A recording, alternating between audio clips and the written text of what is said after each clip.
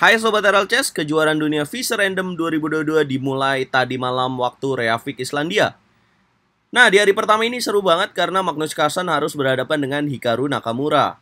Teman-teman, Visa Random itu gimana sih? Ya, Visa Random kalau kalian lihat susunan acak dari buah-buah catur yang biasanya kita kenal, kuda di samping benteng. Nah, sekarang ini berbeda. Kenapa? Karena ini merupakan permainan yang diperkenalkan oleh Bobby Fischer, legenda catur asal Amerika Serikat, mantan juara dunia catur, dan menjadikan catur lebih unik. Kenapa? Karena tidak ada teori khusus di permainan ini, masing-masing mengandalkan skillnya. Jadi menentukan pemenangnya tidak hanya lewat pandai dalam mengatur strategi ya. Kalau biasanya harus jago openingnya, ini harus pandai mengatur strategi dan harus bermain dengan posisional yang sangat bagus. Nah, teman-teman, Magnus Carlsen lawan Hikaru Nakamura ini yang akan kalian lihat adalah game kedua, di mana game kedua ini sangat menentukan karena di game pertama mereka bermain remis. Dengan kontrol waktu 25 menit, memulai dengan langkah B4 Magnus Carlsen, kemudian Hikaru Nakamura menjawab dengan langkah D5. Putih G3 langsung mengaktifkan ancaman gajah dari petak H1. Hikaru langsung merespon dengan taktis, mencegah ancaman pada menteri di petak A8. Putih gajah G2, hitam kuda F6. Putih A4, hitam G6.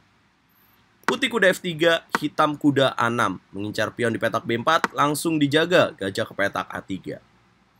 Nah, baru 6 langkah kalian lihat bahwa setup yang ingin dilakukan oleh Magnus Carlsen adalah dengan menyusun gajah fianchetto, kemudian melakukan rokade pendek. Kok bisa rokade? Ya, itu adalah cara spesial dalam permainan Visa Random ini, teman-teman. Setelah gajah A3, hitam kuda E4 mengaktifkan ancaman dari gajah H8 ke menteri A1. Putih menteri A2, hitam kuda D6. Putih D3, hitam melakukan rokade pendek. Ya, jadi rajanya aja yang digeser.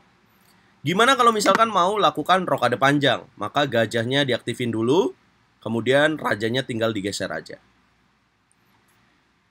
Nah, setelah hitam lakukan rokade pendek, putih lakukan rokade pendek. Kemudian hitam B5. Nah, ini setup mulai dilakukan oleh Hikaru Nakamura.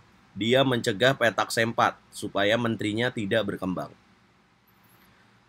Putih menteri B3, hitam memukul pion A4. Putih menteri memukul pion, hitam menteri B7, putih C3. Hitam gajah D7, putih menteri C2, hitam benteng C8. Putih D4. Coba shutdown, coba mematikan gajah di petak H8 sekaligus mengontrol petak C5.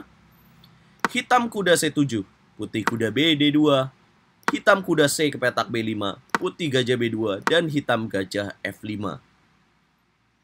Menteri ke petak B3, hitam A5, memberikan pengorbanan pion. Putih memukul pion, hitam menteri C7. Putih menteri A4, hitam benteng A8. Ya, Hikaru Nakamura di sini melakukan kesalahan ya, karena dia memberikan pion itu dan tidak ada hal positif yang dia dapetin. Malah sekarang Magnus Carlsen terus menjaga pion di petak A5 dengan benteng A1. Hitam benteng F ke petak B8, putih benteng F ke petak C1, hitam kuda E4. Kuda memukul kuda, gajah memukul kuda, dan putih kuda D2. Gajah menukar dengan gajah, raja memukul gajah, dan hitam C5. Putih benteng C2, hitam C4, putih kuda F3, hitam kuda A7. Dia ingin lakukan setup ke petak C6, keunggulan makin besar dimiliki oleh pemain putih. Kemudian Magnus Carlsen gajah A3, hitam E5, putih pion memukul pion, hitam gajah memukul pion, kuda memukul gajah, menteri memukul kuda, putih gajah C5. Hitam melakukan langkah benteng B3. Di langkah ke-30 ini sangat ada dua arti ya dari langkah benteng ke petak B3. Ada dua tujuan yang ingin dilakukan oleh Hikaru Nakamura. Yang pertama adalah mengincar pion di petak C3. Kemudian ada langkah yang dilupakan oleh Magnus Carlsen. Tujuan dari benteng B3. Apa tujuan dari langkah benteng B3 ini? Karena Magnus Carlsen melakukan blunder dengan langkah A6, teman-teman. Ya, saya mau bilang, ya kalau kalian masih sering melakukan blunder. Sebagai pemain amatir, kalian bisa melihat contoh dari Magnus Carlsen ini.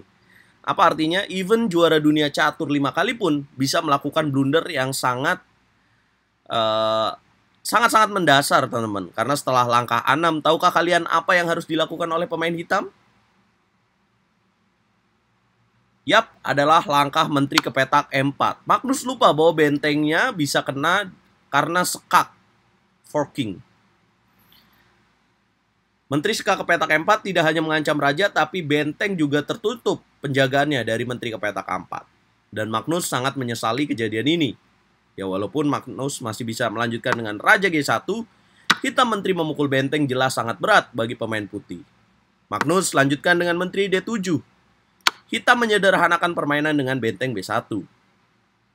Benteng memukul benteng, menteri memukul benteng, raja G2, hitam menteri B5. Putih menteri B7, menteri memukul menteri, pion memukul menteri, benteng ke petak B8. Gajah memukul kuda, benteng memukul pion, gajah petak D4, hitam raja F8.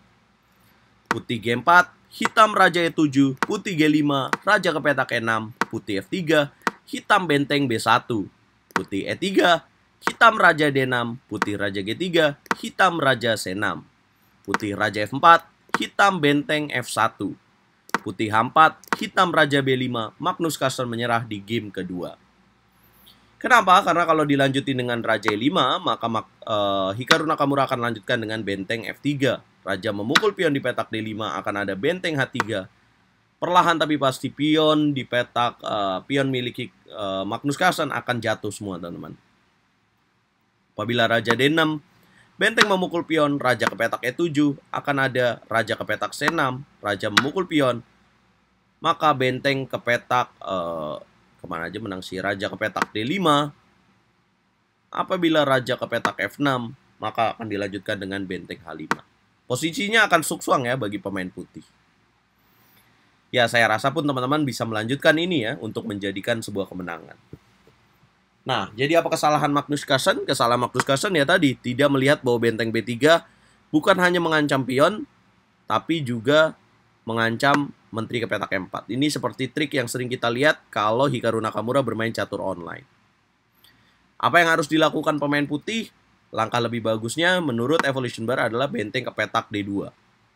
Ya, apabila menteri memukul pion di petak C3, maka putih akan mendapatkan pion di petak D5. Apabila benteng memukul pion C3, maka akan ada setup gajah D4. Gajah mengancam menteri dan benteng. Ya, tapi itulah teman-teman, blunder bisa menimpa siapapun. Tidak peduli dia juara dunia catur atau siapapun itu, teman-teman. Nah, masih ada peluang Magnus Carlsen karena pemain dibagi 2 grup. Dan nanti malam akan lanjut lagi jam 10 malam waktu Indonesia Barat. Mohon maaf, RL Chess tadi malam tidak jadi live, mungkin nanti malam. Nah, teman-teman, menurut kalian siapa nih yang akan jadi juara dunianya? Juara bertahannya adalah Wesley So di tahun kemarin mengalahkan Magnus Carlsen. Coba komen, kita ngobrol di sana. Jangan lupa bantu aku dengan cara like, share, komen, dan subscribe.